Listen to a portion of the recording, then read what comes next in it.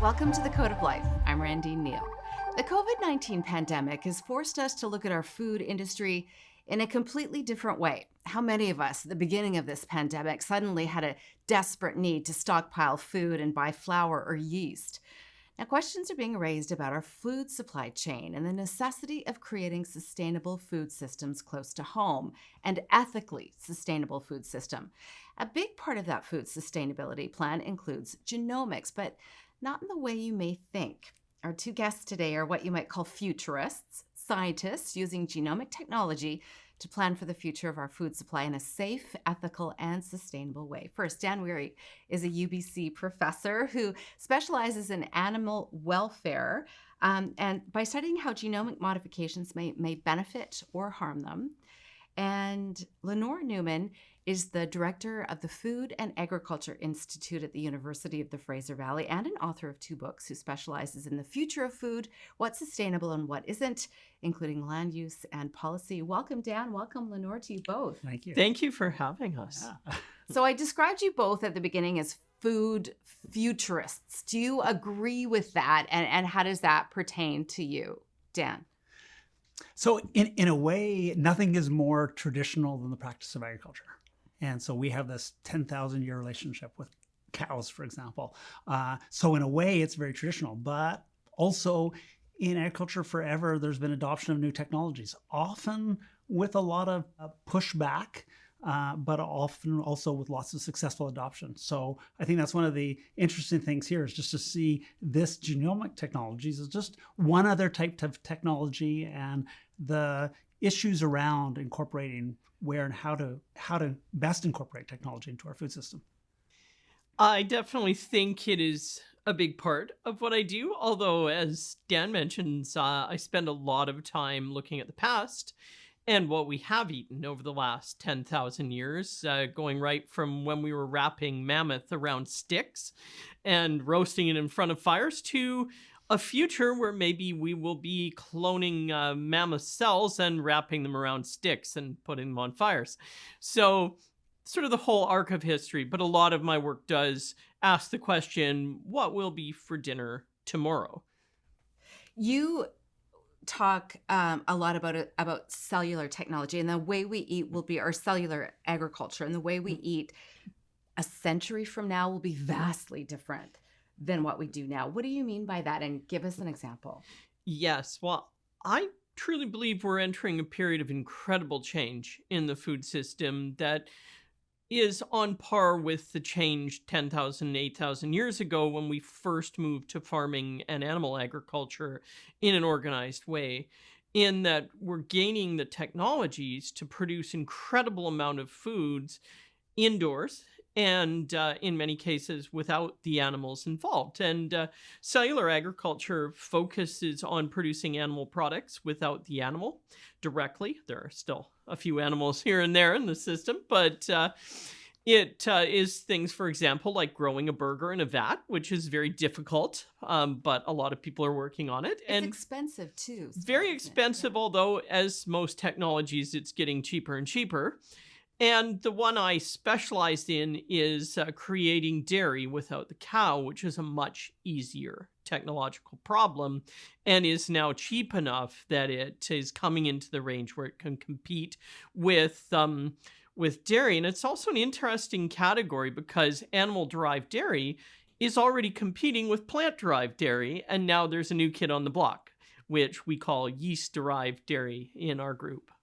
And why is that important to move away from a dairy-based product into like a cellular milk product? Well, I definitely have personal reasons, but also from a sustainability point of view, we are seeing an explosion of interest in dairy products around the world.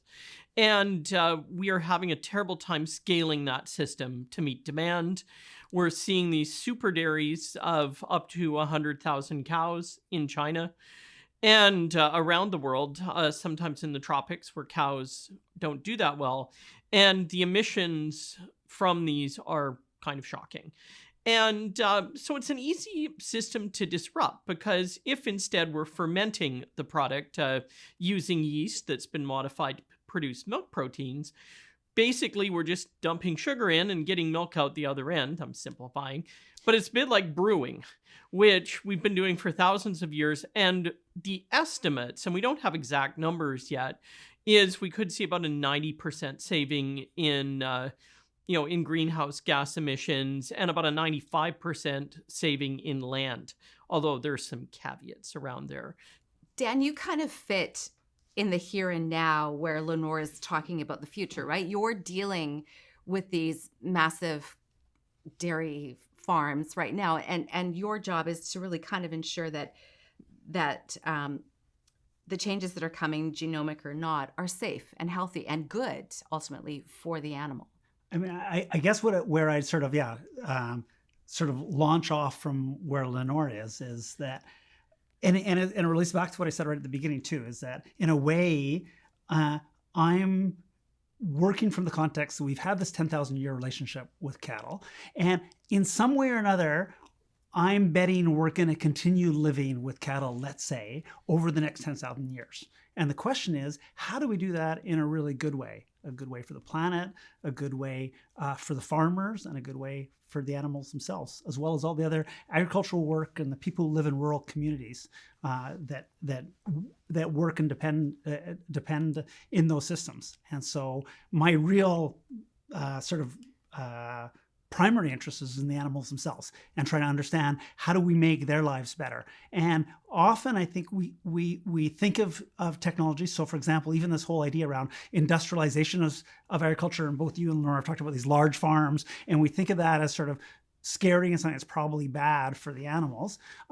But there's other technologies which, seem actually pretty good for the animals. And one of the interesting things on that side is that there's a lot of technology in modern dairy farms, and one of those is this robotic milker that basically allows the cows to go get milk whenever they want, and it actually gives the cows a lot of agency and freedom in their lives over the traditional having the farmer go milk them. And interestingly, that's the type of technology which actually, in my experience, is really well accepted by the public. People like to see these cows on those farms, and the farmers and people, for the most part, sort of ordinary citizens and consumers, seem to like that kind of technology. So I think it's an example of how, technology isn't necessarily a bad word when it comes to ag. It's really thinking about how do we use that tech in a way that's really improving the system for the animals and for the people. You both kind of bring the social science view as well to science, in that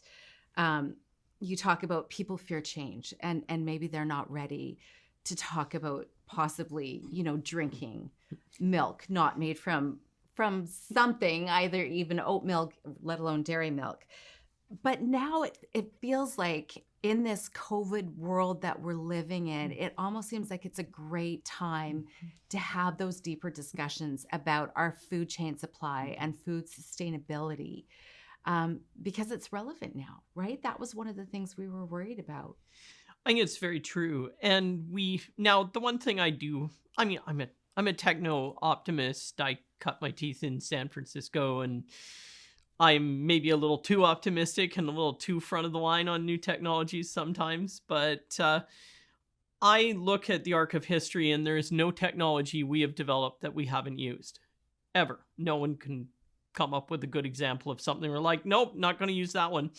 But there is a stickiness in that we tend to also be hesitant.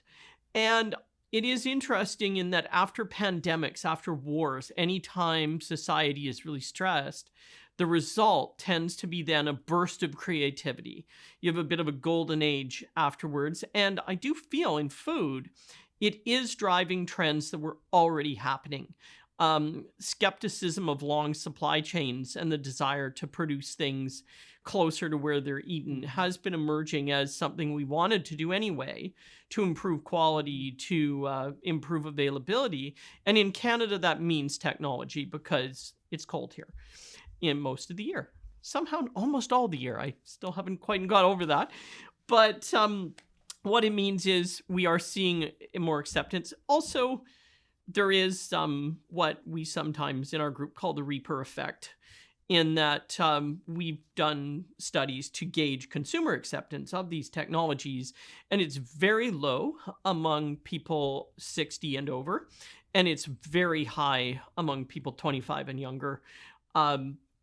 basically the fear of GMOs skews very old, and that's a problem that, to be honest, with all technologies just kind of works through the system. And so though my mother is never going to adapt to an iPhone, my niece and nephew started on their iPhones when they could pick them up, basically, and they're way better than I am. And I think that's what we're seeing. And I think, if anything, COVID is pushing that faster than we expected. Okay, but can I just Yes. So and it shares a lot of the biases in terms of around pro technology, but I think that another sort of feature and brought on partly by this, but also sort of a deeper historical underpinnings, is around people are a little bit more skeptical of the message and the messenger. And I think that feeds into this questions about, well, who's a beneficiary? It's one of the reasons why Lenore's bringing up is like, we like the idea of buying local, because actually a lot comes down to trust, and who do you trust? And as these supply lines stretch, then, well, I'm not just, I don't know the farmer. In fact, I don't even know the 20 people between me and the farmer that got the product here. So I think that those are another important element. And I think that one of the things in a situation like this, when we see, for example, on the television screens, these issues that are happening in slaughter plants, for example, really shines a light on some of the issues around the supply chain, and does drive this need for this desire for trusted relationships. I think there's more than one ways of getting that, of course. And so that could be that you're brewing your own milk in your own kitchen, but it could also be that you're friends with the goat farmer down the road. That was what I wanted to ask both of you, because you said Canada is cold, right? We need technology here. We can't grow our own food enough to sustain all of us in the seasons that we have. But there is a distrust of big companies that produce kind of, that I'm aging myself here when we talk about GMOs and GMO seeds and stuff like that. So are we moving back to a world, which we've talked to before, where we do literally call the farmer down the street, the kind of 100-mile no, not in any way, shape, or we form. love that idea, though. It makes us feel we good. love it, as long as we're talking we, as in a certain quite wealthy subset of Western society. We think it sounds great, and it is 5% of the supply chain. And that's it. And if we really worked, if we expanded this like crazy, if we trained people to run small farms, maybe we get it to 10%. But it's a romantic notion. And when we really look at the food system, the industrial food system keeps us fed. And the weird thing, and the take that is starting to show up a little bit in the media, is everyone standing back and saying, wow, we didn't run out of food. That's pretty impressive. This is the biggest disruption to the food chain in probably the last 200 years. And we're fine. If you go out there tonight, there's food in the restaurants, those that are open, and there's food in the grocery stores. Even the meat chain, which is, to be honest, total disaster, totally predictable. Largely there, it should have been dealt with years ago. But I bet if you walk into Safeway today, you will find chicken, you will find beef. It might be a tiny bit more expensive, but there is a global pandemic in every country on earth. We're not starving to death. We're not rioting. And we should be applauding that this system is actually this good. Now, I'm a believer that we can create systems which are really good for the animals and the people that work with them. And I think that's just an important thing to keep on circling back to, too, is that that it's the system. And the system is more than just what's in our dinner plate. It is the quality of life that the people who work in that system, which can be good and bad in current agricultural systems, but we need to think about ways of making it better, as well as the effects of other systems. And I think another bit, which we haven't had a chance to talk about so much, but actually is the environmental bit. And the narrative is often with ag is about, you have this picture of, the cattle farms in Amazonia and the rainforest being destroyed. But that is happening, though. And it does happen. Yeah. That's one part of it. But the other part of it is actually the animal is a very important part of many of our agricultural systems. To keep landscapes most productive is to have an animal component in it. And actually, a lot of our landscapes, our landscapes just wouldn't look like they do unless the animal's part of them. Well, but that's If we all had yeast farms, they wouldn't quite be the same. It is true, but it's a poor argument. Because right now, 40% of the global surface is being used to feed us. We can't It's not sustainable. expand anymore without seriously threatening our survival. And when I look at that, your point, I always want to take it a bit to the extreme. Mm-hmm. And then I'm like, well, okay, if I can free up 90% of that land, let's put the animals where they should be. Let's get the bison back on the prairies. Sure. And, and I am saying, I do feel that it's a process. And the weird thing is you and I are kind of on the same side because it's the industrial system that's maybe 70 to 80% of all the food being produced that's the problem. And we're both sort of moving in a direction. Some of the arguments around the animals being a necessary part of the land, well, you don't need to kill them. Like, it's not a requirement. They just taste good. That's all. I want to end both of you with this. What do you think the most important in each of your fields of expertise, the most important thing genomics will bring to the future of food sustainability and food systems? In your answer, Lenore, I need you to work in those mastodon gummies somehow. Oh, yes. Well, basically, aside from the little blip where GMOs got a very bad rap, and to be honest, justifiably so in some cases, but we're into a new era where we are seeing much better applications. And I think one that I'm going to throw out, just people are so surprised to hear about it, is actually on the dairy front, is we reached a point at which we couldn't make enough cheese for the market because there wasn't enough rennet, which is a substance you get out of the lining of calves' stomachs or sheep stomachs, and it makes the cheese coagulate and turn into cheese. And so the solution to that problem, which was actually the first approved use of GMOs directly in the food chain, was to take yeast and bacteria, genetically modify it to produce a form of rennet, which we now call vegetable rennet. And about 70 to 80% of all cheese in North America is made that way. And so people are eating this every day.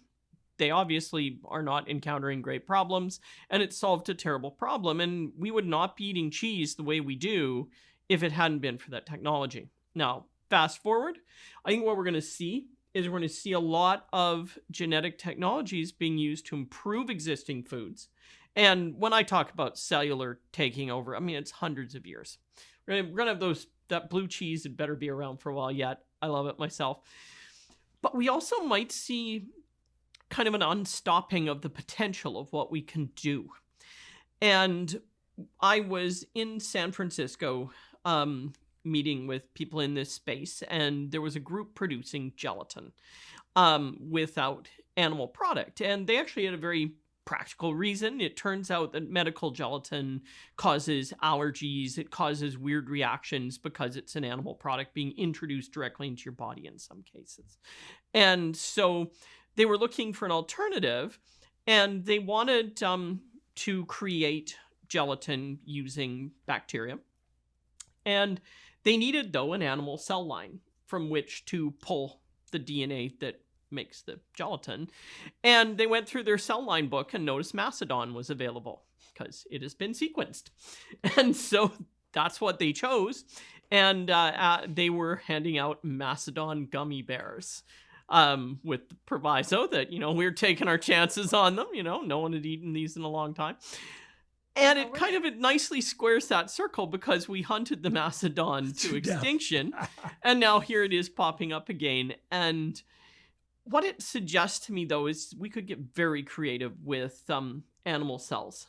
And we have, for example, documentation of milks that were better than cow's milk, but the animals are extinct.